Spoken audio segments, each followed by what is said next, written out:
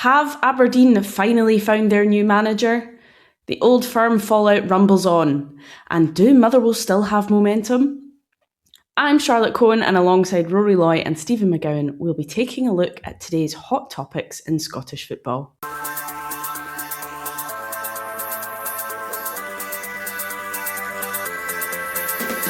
Hello and welcome to the Scottish Football Podcast, all the news, views and analysis you need on Thursday the 12th of March. And are Aberdeen finally appointing a new manager? In the last few minutes, Aberdeen have announced that they've been given permission to speak to the St Mirren boss, Stephen Robinson, about becoming their new manager. Aberdeen have been without a manager since the sacking of Jimmy Tulline in January. Is Stephen Robinson the man to turn around the Dawn season?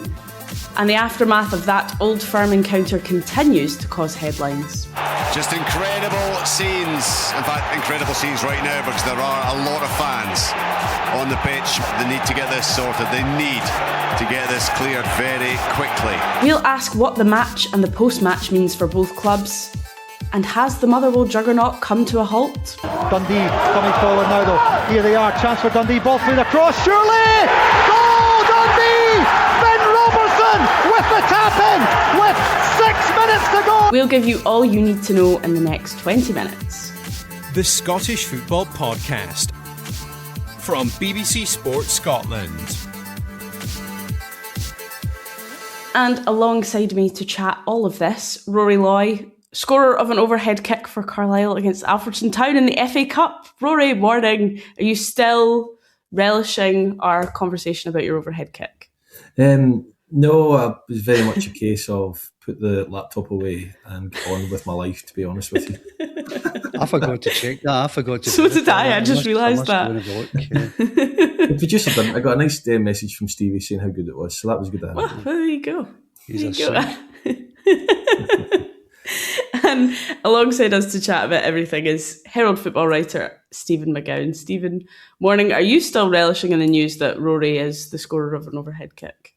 Oh, well, as I say, seeing is believing. I will go and check as soon as we go off here. But listen, I would never ever query Rory's integrity. So, well, no, at this stage of the podcast, maybe in 5 minutes. Well, let's get started with the big news from Aberdeen that landed yesterday about Stephen Robinson. The club have been allowed to open talks with him. Rory, it's kind of strange because we had a situation where they were linked with Eric Horneland, they were linked with Sandro Schwartz, who was, I think, in Aberdeen either last week or the week before. They say they're waiting until the summer.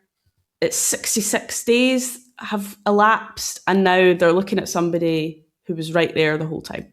Yes, I think they feel they have to change it simply on the basis. I don't think this is something that Aberdeen want to do, not as in not appoint Stephen Robinson necessarily.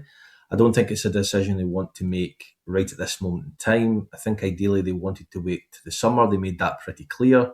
Peter Leven was in interim charge. But given the nature of their exit from the Scottish Cup, how convincing it was to a team that's just on the kind of cusp of the playoffs down in the Championship. You know, Dunfermline are a good side on their day, but they've shown over the course of a season that they are a mid-table Championship team.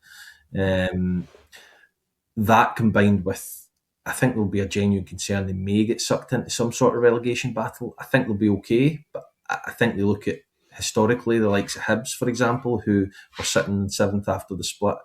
Or before the split, and get relegated. I think ideally they want to wait to the summer. I think ideally they want to appoint somebody from Europe, Scandinavia, by the looks of things. Horneland was one that was going to wait to the summer. Did his CV suggest that he was worth the wait? Possibly not. But at the same time, if you're going to get him in right now, I think the fans would have got behind him. I genuinely think they're going after Stephen Robinson for a reaction to get a couple of wins just to ensure they're going to be safe. What that looks like long term, whether Stephen Robinson's the man to come in and get them playing, I'm not quite sure, but he's in the midst of a relegation battle himself. His body of work at St Mirren far exceeds the position they're in at the moment. It's not like his St Mirren side to be down there. They're in a semi-final though, they've won a cup. I'm not saying what he's achieved there doesn't merit consideration for the Aberdeen job. But I do think that Aberdeen are acting on this without having wanted to have acted on it at this stage when they first appointed Peter Leaven. I don't think this would have been in any of their plans 6 weeks ago, but needs must. Yeah, it's interesting, Stephen, because as Rory mentioned, you know, that them wanting to appoint somebody potentially from Scandinavia, there was all this talk about obviously them waiting until the summer. You know, Lutz Pfannenstiel being in there, you were thinking they were going to look further afield, and then to land on Stephen Robinson, who, as Rory said, you know, he's probably the manager you want if you're fighting in a relegation scrap. But long term, I mean, is that the vision for Aberdeen? Well, because of the reaction of supporters, he'll be up against it from day one.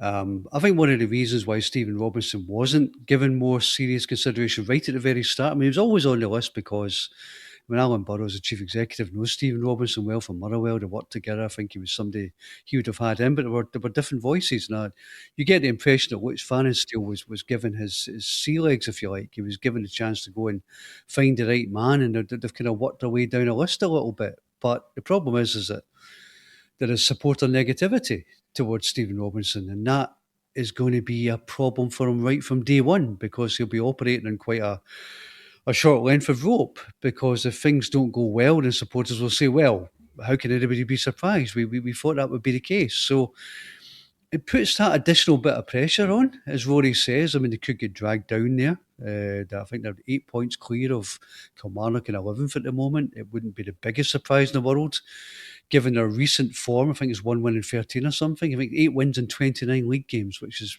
pretty pitiful stuff. So Stephen Robinson needs to get a reaction. I think he could be a good appointment. I think if he's given a chance, and that's the big question, I think he could be good. I think it's a good move for both sides at this time. But whether he gets the latitude and whether he gets the patience is going to be the question in the coming weeks. I think as well, Charlotte, if you look at Stephen Robinson, he does extremely well with Motherwell when he was there, with St Mirren. I still think he's an unknown, which sounds crazy. Everyone will say, oh, he knows the league, he knows how to get results, etc., etc. But in terms of having one of the bigger budgets in the league, in terms of having players at his disposal who are capable of playing really good football and being a good side, they've not shown it, but they're capable. Stephen Robinson never had that at his disposal. He's never had that to work with before. So from that perspective, I think it's still a relative unknown, because he's not used to doing that. Is he capable of it?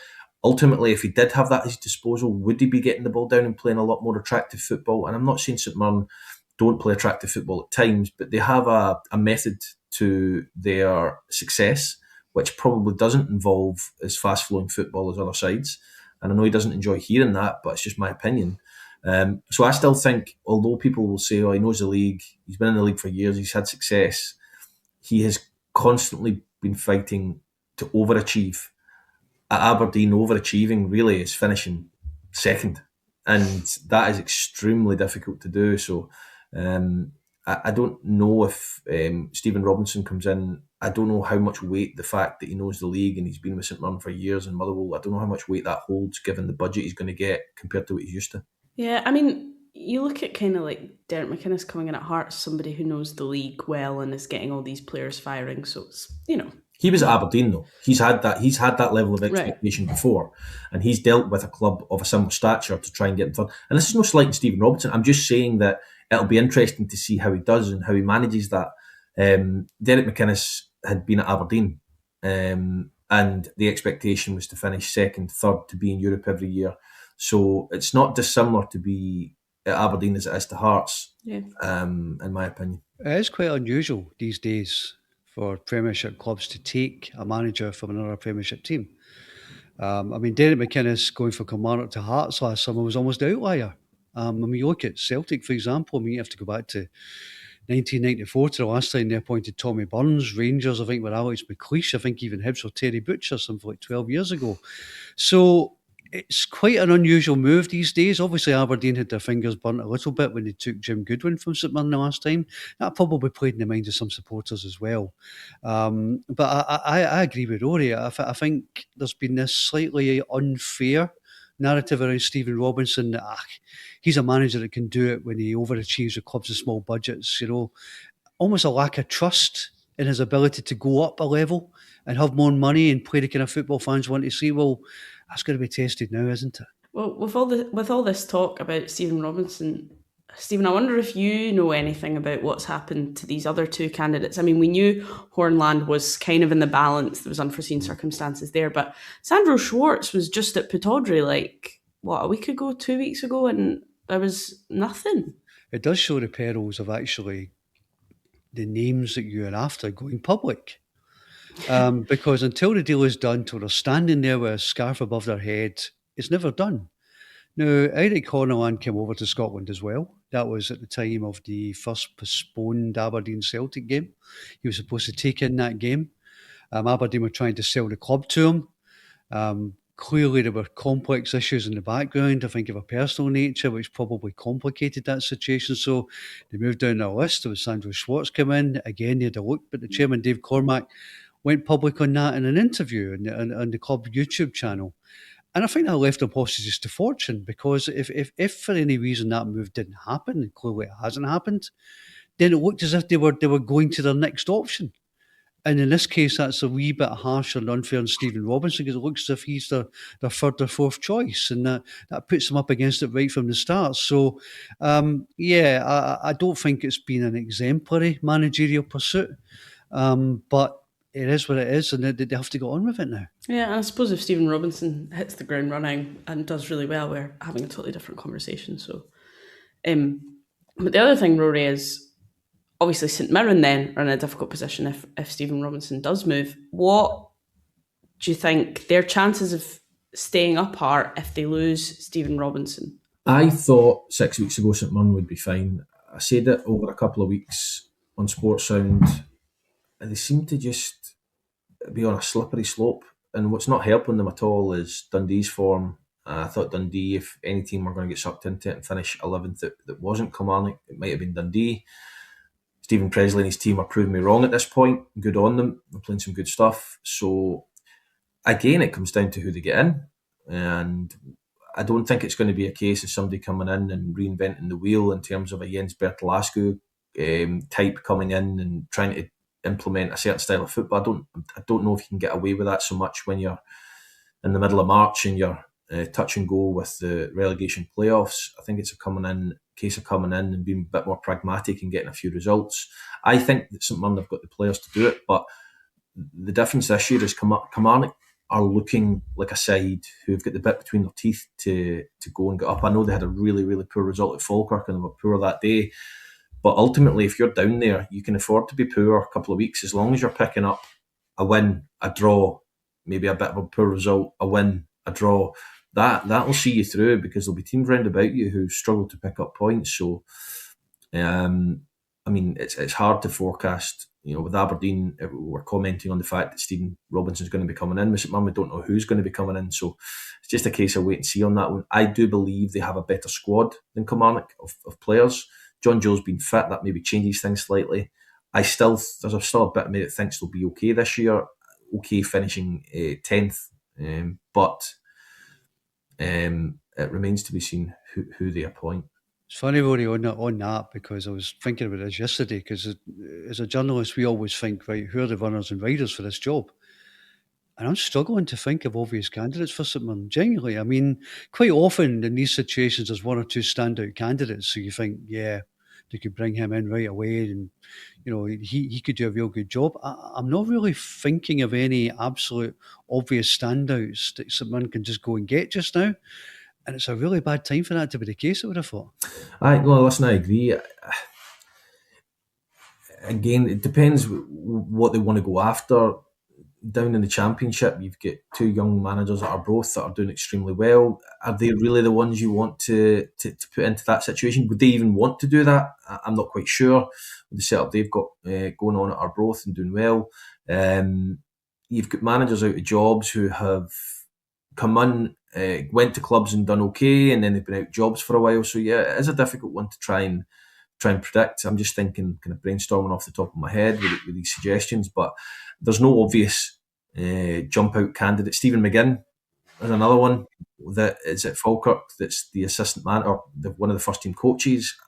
I know that he's very happy there, whether he would want to go back, having gained the experience, whether that again is a good fit given the circumstances St Mirren find them in. Stephen McGinn going back, these are young, untested managers at that level, so whether they want to go and get somebody who's a little bit more experienced. But again, for me, that leads to the long-term question of, you don't just want somebody in between March and May to keep Aberdeen in the league, to keep St Mirren in the league. And I feel like, I don't want to come across negative on Stephen Robinson. Just my whole point of him going to Aberdeen was, I don't think he's been tested with that type of budget, so it'll be interesting to see. It's not that he's not capable of it, it's just that I think he's a little bit unknown with that type of budget. As for St Mirren, I think they need to get somebody in to keep them in the league, but I just don't know how that looks for them longer term going into next season, because they're used to success now, St Mirren fans. Well, we could talk about this forever, but let's talk the Old Firm then, and Another the aftermath. Thing we could talk about forever, Charlotte. Yes. Can we go back to talking about Aberdeen and St Mirren, please? No.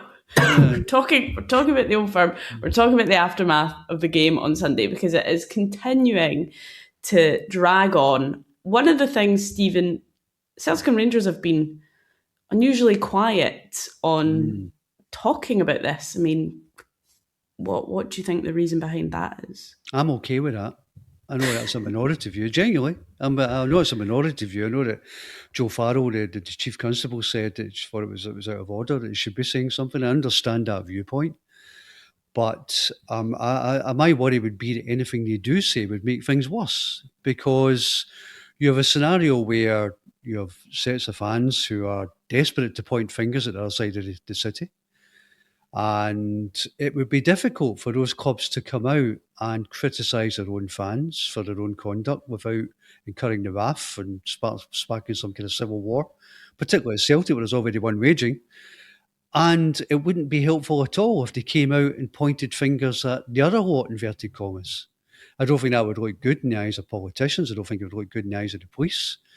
I don't think the SFA would necessarily welcome that, because I think there's a bit of a judicial process going on now. The compliance officer, Martin Black, is looking at the evidence. They're going to take a couple of weeks just to think about this. They're going to compile all the facts that they need in tandem with Police Scotland, who face a few questions of their own, in my opinion, actually. But they're going to compile that evidence, and there will be notices of complaint given to both teams. And then after that, the SFA will convene judicial panels, usually a panel of 3 legal people, to consider the evidence and maybe make recommendations as well on some foreign issues that have come out from Sunday, such as, fans wearing balaclavas, for example. I mean, how do you identify wrongdoing if they're covering themselves up in Spider-Man masks or whatever? So, I think there's a lot of issues to be taken into consideration here. And I think knee-jerk reactions that play to the cheap seats or pander to the galleries, I don't think would necessarily be helpful at this stage. Do you think then, Stephen, I mean, what can the SFA actually do? Because we know that the 7,500 or whatever it was in the full Broomloan stand, it's not a regular occurrence. It's after the Celtic fans went on the pitch, I thought this is never happening again. Like, they've just ended any chance of getting full allocations back. So what do they do? Well, the SPFL have been quietly introducing a kind of form of strict liability into Scottish football recently over pyrotechnics. You can argue about its effectiveness, but what they've been doing is been citing Rule H37 of their rule book, which basically allows them to punish clubs for illicit use of pyrotechnics by their fans.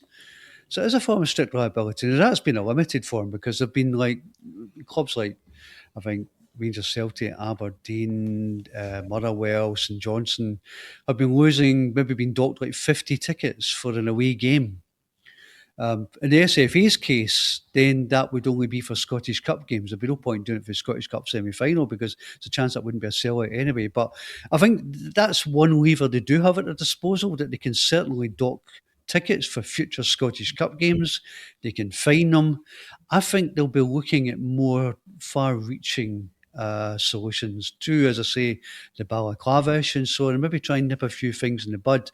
But as I say, I think also questions should be asked of the policing of the situation, because I know Police Scotland have had plenty to say about this, but I think people will be slightly surprised. I mean, I remember certainly instances in the past where Police have had towards the final whistle of a tense game, you get a line of police in front of supporters. That didn't really seem to happen on Sunday. Now, whether that's because of a lack of resources, whether clubs need to look at how much money they put into this, whether they need to make sure it's more police rather than stewards who are herding fans inside the ground at the final whistle rather than having police outside, I don't know. That's the kind of thing which I think really needs to be looked at by a fairly far-reaching hearing of the SFA. And this is all kind of Rory overtaken what happened on the pitch. But that's a really tough result for Danny Röhl and his Rangers team. I mean, I think his post-match interview is probably the most dejected I think I've seen him so far after a defeat. I mean, do you think he's under serious pressure now? I mean, Rangers are in real danger. We were talking about it on yesterday's podcast of finishing with potentially nothing. I don't think he's under serious pressure at this moment in time. I think it's the first time, yes, on individual basis in individual games, questions will be asked, but I think serious questions will be asked of Danny Röhl as to how they didn't manage to beat Celtic, given the possession and dominance they had. I think his substitutions are questionable. And I think serious questions will start to be asked about his in-game decisions. And there's not a lot of time in Glasgow between serious questions being asked about decisions, to being under serious pressure. Because if you continue to make the wrong decisions and drop points, then the pressure mounts quickly. But at this moment in time, no, I don't think he's under pressure for his job or anything like that. Not at this moment in time, but that can change quickly. In terms of the game, as good as Rangers were, I genuinely think they could have played all day and not scored a goal. I know Chamiti had a chance in extra time. You know, having watched the game a couple of times back, they did control the midfield, but ultimately, you know, people are saying Celtic sat back in, they were inviting penalties. Well, if you're missing Alistair Johnston, Cameron Carter-Vickers, Jota, Callum McGregor, Kieran Tierney, then fair play to them. Rangers have signed £40 million worth of players. If your tactic is to go into that game, try and hit on the counter. Now, there was a lack of quality from Celtic, and they would have wanted to have been better on the counter attack. Of course, they would have done. They didn't play particularly well in an offensive sense.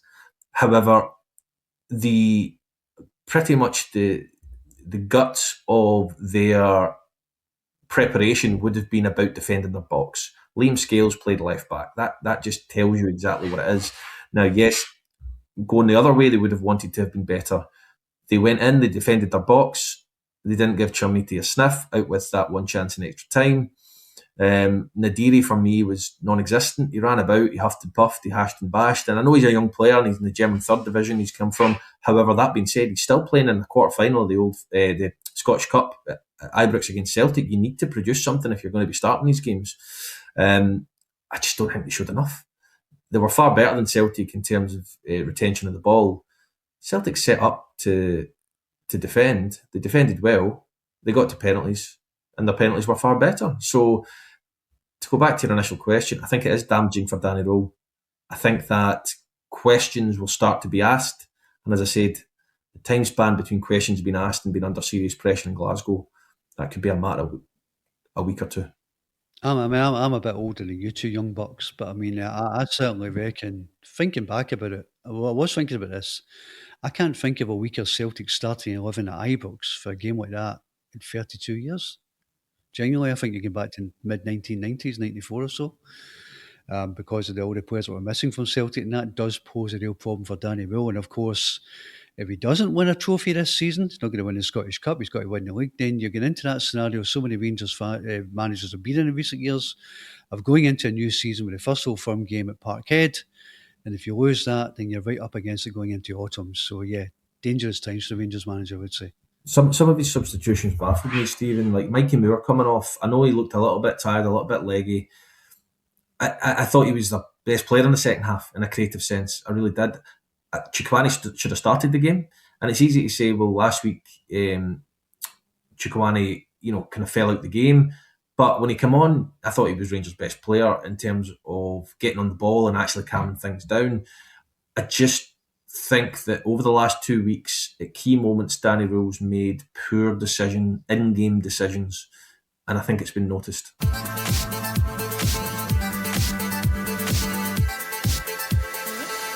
Let's finally take a look at Motherwell, Celtic's opponents on Saturday. Obviously, Stephen, that defeat to Dundee, I think it was their first one since like the end of December. But do you think that'll slow them down? They've shown before that they can bounce back from things like this. I think you need to win at Celtic Park now. I mean, look, I never really. I always thought they had too much work to do to be considered serious contenders for the title. I mean, if you're 10 points behind Hearts with 9 games left to go, that needs a really big Hearts collapse. It needs Motherwell to win every single game. And obviously their record against the top 6 has been middling as opposed to fantastic. So, I think they do need to bounce back because we're straying dangerously into that territory you don't like talking about, Charlotte, which is whether Motherwell might actually have a big say in who wins the league as opposed to actually winning it. And I know Motherwell fans, that drives them nuts, but I think that's undeniably true. I think it's more true than any kind of assertion that they are genuine title challenges at this stage, because for me, 10 points is an awful lot. But if you beat Celtic at Celtic Park on Saturday, the Celtic without Callum McGregor, remember, probably, then you narrow the gap on second to 2 points, assuming that Rangers don't overtake, of course. But it's a big game for Motherwell. It's a big test of their credentials. It's a big test of the new credibility they've had under Jens Bertel. They've given Celtic a really torrid time this season. We're unlucky to lose at Parkhead in the season.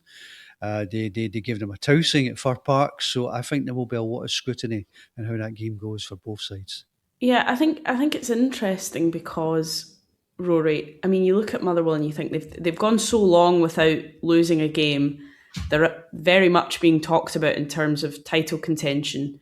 They then lose a game and you wonder if there's a risk of that kind of being, oh, well, we've lost a game now, like maybe that's our chance gone, and the pressure kind of coming off a little bit.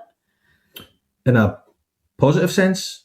Either or, I suppose. I mean, I don't see Motherwell as a side who have felt any pressure, to be honest. I covered the game up at Dundee and I wasn't watching the game going, this is a side who are really feeling the pressure and it's affecting their performance. There was a couple of instances in the first half where the ball flashed across the face of goal. Maswinisi didn't anticipate it. Very difficult to criticise Maswinisi this season. He's been terrific, but Bjorg Olsen comes on in the second half and plays as the kind of the main target man, and I think the idea was maybe to get him between the sticks and stick a few of those in the net. Motherwell, for me, didn't deserve to lose the game, but they probably didn't do enough to win it either. Dundee nick up the pitch and score a really good second goal, and Dundee were very competitive in the game, but I just think from Motherwell's point of view, he strikes me, Jens Bertel is the type of manager that he'll go to Celtic Park and he'll play exactly the way he's been playing, whether that results in a victory, a defeat, or somewhere in between. They then approach the following week exactly the same. And what's great as a player is if Motherwell end up in 4th, 5th place with 4 or 5 games to go and can't really move anywhere, as a player that's normally not enjoyable because you can't really achieve anything else in terms of the rest of the season. But if you're a player playing in that team, you look forward to every single game. You can't wait to get out on the pitch. And I just don't see Motherwell as a side who are going to be affected one way or the other by outside noise. Interesting. And the other kind of news coming out of Scottish football, Stephen, in general, is Hibs released their accounts. Another loss. I think that's £18 million in 4 years. I mean, that's not really sustainable, is it?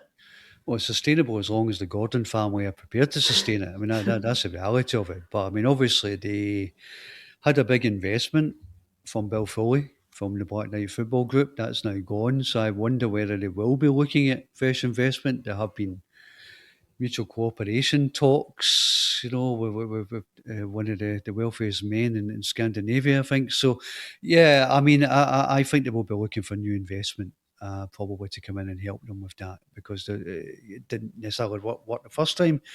It doesn't mean it can't work a second time. So there's been talks going on with various people, and I think that probably would be a good move for them, because obviously those figures don't incorporate the Kieran Bowen money at this stage. I think they'll have interest in players again this summer. I think Celtic are interested in Chaiwa, for example, so there might be potential to sell more players and bring more money in. Player trading has to be the way ahead, but in the short term, I wouldn't be surprised if they want for more investment. Well, that is all we've got time for. Many thanks to Rory and Stephen, and thank you for listening.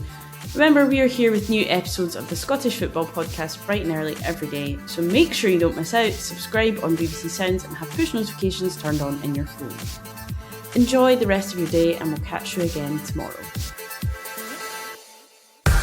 For everything you need to know about your team this season, download the BBC Sport app. All the latest news, goal updates, stats and scores, and insight and analysis.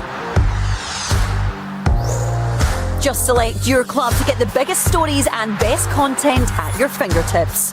What a result.